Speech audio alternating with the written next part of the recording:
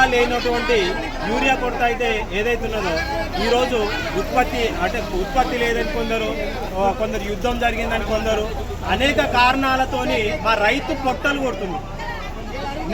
మొన్న చూశారు మీరు, ఒక మహిళా రైతు వచ్చి స్థానికులు పోచుకుంటా కన్న బిడ్డలను ఎట్లా సాకుంటా ఇక్కడికి వచ్చి తీసుకుంటుందో అలాగనే మా పంట చేళ్లలో ఉన్న ప్రతి మొక్కను ఒక బిడ్డగా చూసుకుంటూ మేము ఈరోజు వాటి ప్రాణాలు పోయడానికి యూరియా బత్తాల కోసం ధర్నా చేయడం జరుగుతున్నది.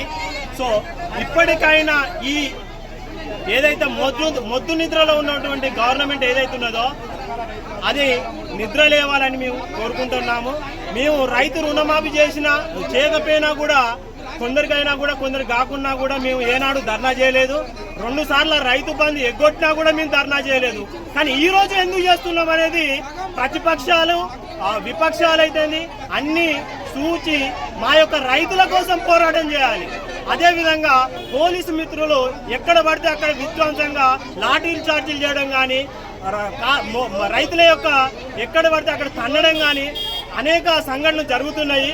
కనీసం పోలీసు శాఖ వారిని కూడా మేము ఒకటి విజ్ఞప్తి చేస్తున్నాము. పోలీసు శాఖ వారు మా యొక్క రైతులకు సహకరించాలి. అన్నం ఉంటేనే మీరు ఈరోజు స్థితిగతిలో ఉన్నారు. అదే అన్నం పండించేటువంటి మా రైతులను ఇంత ఘోరంగా హింసిస్తుంటే మీరు ఏ విధంగా గవర్నమెంట్కు సపోర్ట్ చేసుకుంటూ మా యొక్క రైతులపై విచక్షణ రహితంగా దాడులు చేస్తున్నారో నాకు అర్థం కావట్లేదు.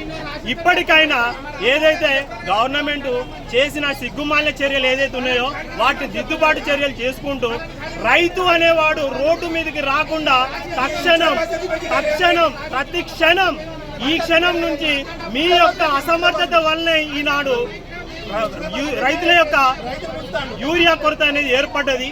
దీన్ని గమనించగలరని అందరి పక్షాన మా రైతులందరి పక్షాన కోరడం జరుగుతున్నది.